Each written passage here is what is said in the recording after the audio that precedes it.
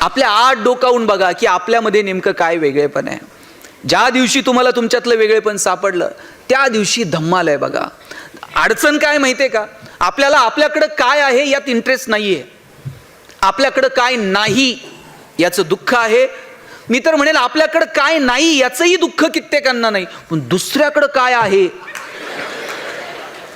याचं इतकं दुःख आहे. म्हणजे आपलं सुखही आपलं नाही आणि आपलं दुःखही आपलं नाही. आपलं सुख आपलं दुःख हे इतरांच्या क्रियाप्रतिक्रियेवरती अवलंबून आहे. आता ताई, समजा तुम्ही बाजारात गेलात आणि तुमचे 100 रुपये हरवले, तुम्हाला किती वाईट वाटतो? तुम्हाला त्याला माहित आहे किती वाईट वाटतं. इतकं वाईट वाटतं मम्मीला. मम्मी संध्याकाळी 5 जणींना घरी बोलवणार, चहा पाजून त्यांना सांगणार, बाई बाजारात गेलते, माझे 100 रुपये पडले, कसे साठवले होते माझं मला माहीत, परवा शर्ट धुताना त्यांच्या खिशात 50 सापडले होते, असं करून करून कुठेतरी 100 झालते. पण हे दुःख सुद्धा फार काळ नाही आहे. आमचं दुःखही इतकं फंटूस आहे की ते फार काळ टिकू शकत नाही. 100 रुपये हरवले याचं दुःख आहेच, पण तेवढ्यात एखाद्या मैत्रिणीनं म्हटलं पाहिजे, बाई तुझे तर 100 हरवले, परवा माझे 500 पडले. हिला इतकं बरं वाटतंय ना, ह्याला वाटतं जाऊ दे मरू दे, आपले तर 100 गेले, ह्याचे 500 गेले असं वाटतं. आपलं दुःखही आपलं राहिलेलं नाही आणि आपला आनंदही आपला राहिलेला नाही. किंबहुना सोये जीव आत्मयाचे लाहे, तेथ जे होय तया नाम सुख. ज्ञानेश्वर महाराजांनी सांगितलं, आत्म्याशी जे संबंधित आहे ना त्याला सुख म्हणतात. आपण साधनांमध्ये शोधायला लागलो आणि तिथे गडबड झाली. साधनांमध्ये जर सुख असतं ना, जगातली सगळी श्रीमंत माणसं सुखी झाली असती. पण सगळे श्रीमंत सुखी आहेत का? आणि सगळे गरीब दुःखी आहेत का?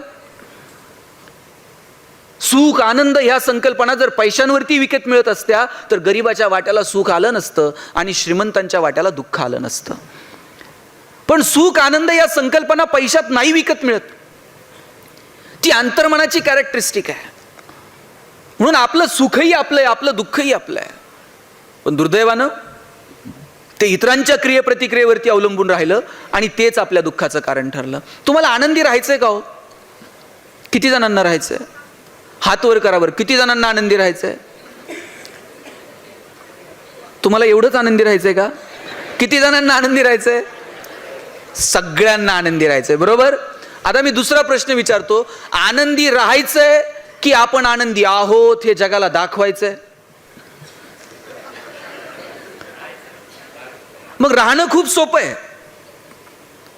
आपल्याला आनंदी राहायचं नाहीच आहे, आपण आनंदी आहोत हे जगाला कळावं यातच आपल्याला इंटरेस्ट आहे.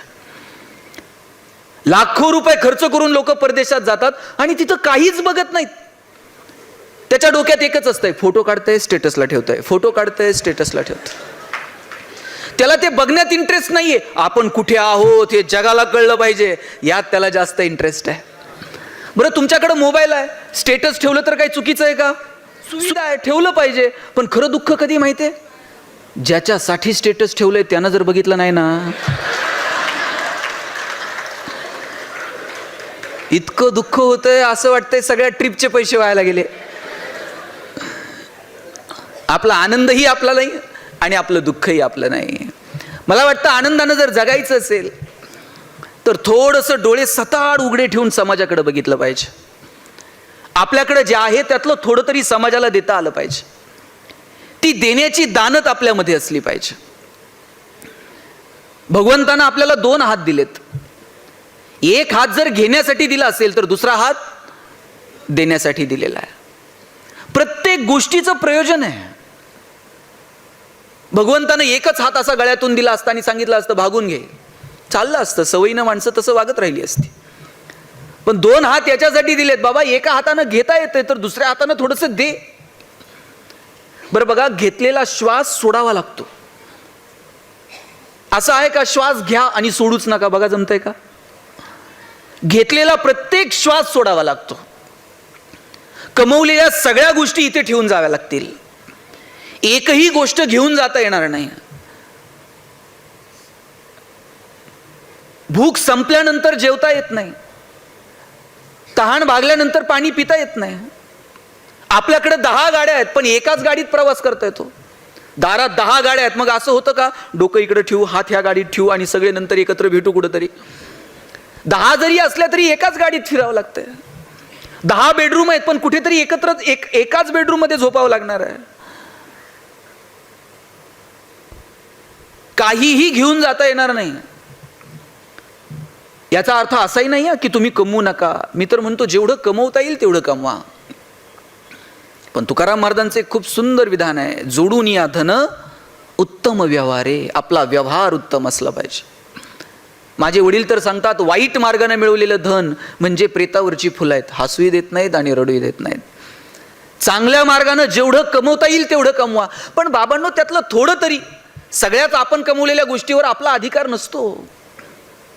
हातामध्ये ती देण्याची दानत असली पाहिजे. आणि माझा दावा आहे, तुम्ही जेवढं देता, 1 रुपया सुद्धा तुमचा निसर्ग उष्ण ठेवत नाही. निसर्गाचा नियम आहे, 1 दाणा पेरला तर 1000 दाणे उगवतात. तुम्ही जेवढं द्याल समाजाला, त्याच्या कितीतरी पटीनं हा निसर्ग तुम्हाला परत करत असतो. फक्त ती देण्याची दानत आपल्या हातामध्ये असली पाहिजे. पिढ्यानं पिढ्या चालत आलेली महाजनकीची सगळी कागदपत्र तुकाराम महाराजांनी इंद्रायणीच्या डोहात नेऊन बुडून टाकली हो. आणि किती सहजतेनं बुडवली. जितक्या सहजतेनं तुम्ही मी श्वास घेतो, तितक्या सहजतेनं सगळं बुडून टाकलं. बरं, त्याचा कुठं फ्लेक्स नाही, कुठं बॅनर नाही. मी तर म्हणतो, शेतकऱ्याचं कर्ज माफ करणारं पहिलं गव्हर्नमेंट जर कोण असेल ना, जगद्गुरु तुकाराम महाराज आहेत. ही जी दानत आहे ना देण्याची, ती आपल्यामध्ये असली पाहिजे. विंदा करंदीकरांची खूप सुंदर कविता आहे, देणाऱ्यानं देत जावं, घेणाऱ्यानं घेत जावं, आणि घेता घेता एक दिवस देणाऱ्याचे तोडून घ्यायचे ते हात. तर त्याच्या हातामध्ये जी देण्याची दानत आहे ती आमच्यामध्ये यावी.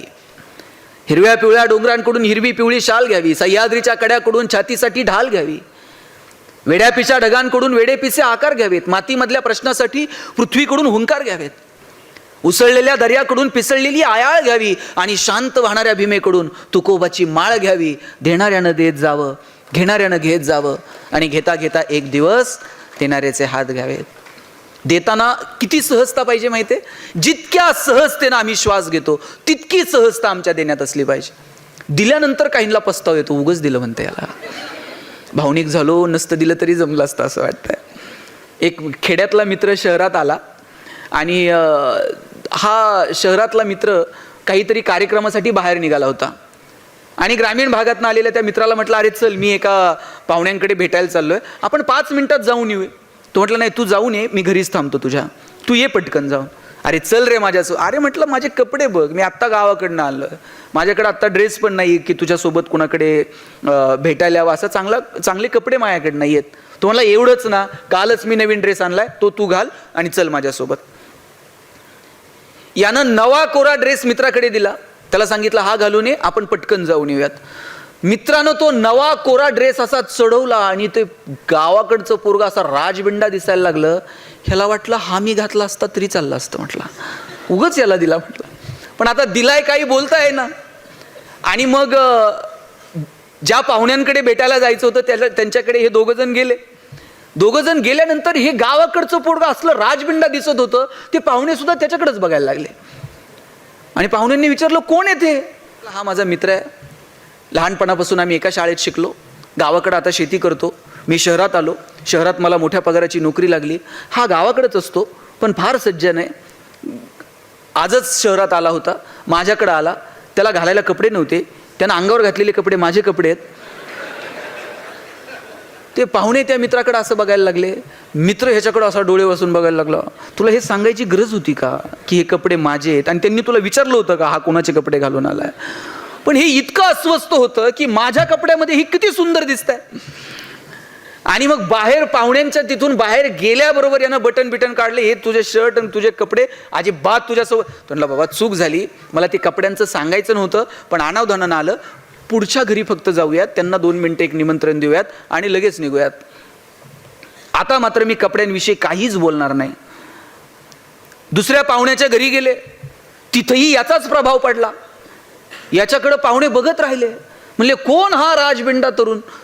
ह्यानं सांगितलं, हे शेतकरी आहे, हे शेती करते, प्रचंड कष्ट करते, मी गावाकडून शहरात आलो, मला नोकरी लागली, मला बलाढ्य पगाराची नोकरी मिळाली, हा आजच आला होता, आणि कपड्यांविषयी तर मी अजिबात बोलणार नाहीत, ते माझे आहेत म्हटलं.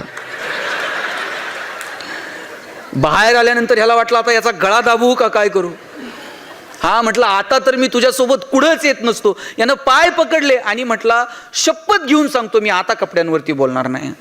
तिसऱ्या ठिकाणी गेला, परत याचा प्रभाव पडला. कोण काय विचारायच्या अगोदरच यानं सांगायला सुरू केलं, गावाकडून आलंय, मला मोठ्या पगाराची नोकरी लागली. आणि हे सांगणार तेवढ्या त्याला आठवलं आणि म्हटला कपड्यांविषयी तर मी शपथ घेतलीये, पण खरंच माझे आहेत म्हणून ते इतकं भारी दिसतंय. म्हटलं काय काय माणसं होतो आपण. अरे दिलं तरी ते इतक्या सहजतेनं द्यावं जितक्या सहजतेनं आपण श्वास घेतो. त्या देण्याचा कुठं उल्लेखही असू नये. ती देण्याची दानत आपल्यामध्ये असते, ती वृत्ती आपली असली पाहिजे. आणि त्याच्यासाठी थोडंसं मोठं मन करावं लागतं. ज्या दिवशी ते मोठं मन होईल ना, मी तर म्हणतो काय हो ज्ञानेश्वरांचं मन आहे, काय ज्ञानोबांचा मनाचा मोठेपणा. एवढा नाही, त्याच्या किंचितचा जरी मनाचा मोठेपणा आपल्याकडे आला ना तर आपल्या सगळ्यांचं जगणं सुंदर होऊन जाईल. काय ज्ञानोबांची वृत्ती. अहो भगवंताकडे मागायची वेळ आली तर ज्ञानोबा काय म्हटले, आपल्याला जर मागायची वेळ आली तर आपण काय मागू. नवरा बायकोसाठी मागल, बायको नवऱ्यासाठी मागल, दोघं मिळून पोरांसाठी मागतील, फार फार तर मेहुण्यासाठी मेहुणीसाठी. ह्याच्या पलीकडं आपलं नाही. आणि ज्ञानोबांना मागायची वेळ आली तर ज्ञानोबा म्हटले जो जे वांछील तो ते लाहो प्राणी जात. ज्याला ज्याला जे जे हवंय तिथे मिळू दे. अरे काय लोकांनी अवहेलना केली, किती लोकांनी त्रास दिला. इंद्रायणीमध्ये आंघोळीसाठी पाऊल ठेवायला लागले ज्ञानोबा, तो लोकांनी आंघोळ करू दिली नाही. तुम्ही संन्यासाची पोरा, तुम्हाला इथं पाय ठेवायचा अधिकार नाही. ज्ञानोबा म्हटले मी जर इंद्रायणीत पाऊल ठेवलं तर काय होईल. धर्म मार्तंडांनी सांगितलं तुम्ही जर इथं पाऊल ठेवलं तर इंद्रायणी अपवित्र होऊन जाईल. ज्ञानोबांनी इंद्रायणीचं पाणी असं उंजळीत उचललं आणि सांगितलं या उंजळीत दिसणारा चंद्र साक्षात गंगेत दिसणारा चंद्र आणि या इंद्रायणीमध्ये दिसणारा चंद्र एकमेकांपेक्षा वेगळा आहे का. मग मी इथं पाय ठेवल्यानंतर हे पाणी अपवित्र होईल कसं. इंद्रायणी साक्षात गंगा आहे, ती अपवित्र होईल कशी. लोकांनी सांगितलं हुज्जत घालू नकोस. ज्ञानोबा धाडसानं पाऊल ठेवायला लागले तर दगड धोंडे घेऊन लोक मागं लागली आणि ज्ञानोबांना इंद्रायणीतून पिटाळून घरी लावलं. घरी जाता जाता थोडेसे खर्चटलं, हाताला लागलं, झोपडीत एका कोपऱ्यात जाऊन ज्ञानोबा रडत बसले. आणि रुक्मिणीनं जवळ घेतलं, आईनं जवळ घेतलं आणि विचारलं ज्ञाना रडतोस का. पण ज्ञानोबांनी सांगितलं नाही की लोकांनी माझी अवहेलना केली का तर आईला वाईट वाटू नये. किती दुःख सहन करावं. अहो मुक्ताईला मांडे भाजून खायचे होते तर लोकांनी खापर दिलं नाही. एवढा लोकांनी त्रास दिला, एवढी अवहेलना केली आणि एवढं सगळं झाल्यानंतर मागायची वेळ आली भगवंताकडे तर हे सगळं विसरले हो ज्ञानोबा. आपण ज्ञानेश्वरी वाचली असेल, ज्ञानेश्वरीमध्ये कुठेतरी ज्ञानोबांनी त्यांच्या जगण्यातलं दुःख व्यक्त केलंय. मागायची वेळ आली तर ज्ञानोबा म्हटले जो जे वांछील तो ते लाहो प्राणी जात. देवा ज्याला ज्याला जे जे हवंय ते ते मिळू दे. काय मनाचा मोठेपणा आहे व्हा. मला या दोन लोकांचा फार हेवा वाटतो. एक भगवान श्रीकृष्ण आणि दुसरे ज्ञानेश्वर महाराज. भगवान श्रीकृष्णाचा याच्यासाठी काय अफाट वक्तृत्व आहे कृष्णाचं. आता इथं तुम्ही मला बोलायला बोलवलंय, काय हो बोलायला लागतंय. इतकी सुंदर सिस्टीम आहे, मस्त ऑडिटोरियम आहे, तुम्ही छानपैकी ऐकतायत, मला काय बोलायला अडचण आहे. भगवान श्रीकृष्णानं गीता सांगितली कुठं. असं सभागृह होतं एसी, माईक सिस्टीम वगैरे आणि आता कृष्ण उभा राहिलाय आणि गीता सांग.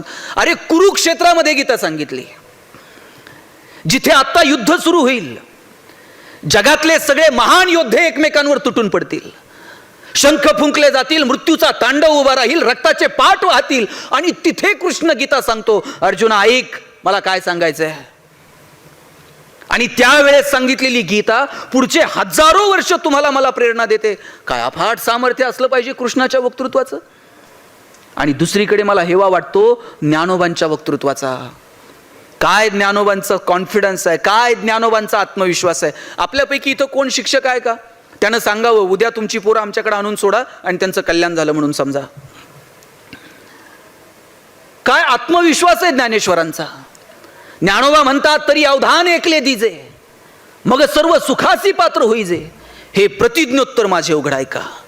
ज्ञानेश्वर महाराज सांगतात मी प्रतिज्ञा घेऊन सांगतो, माझ्याकडे एकदा लक्ष देऊन बघा, सगळी सुख तुमच्या दारात लोळण घेतील.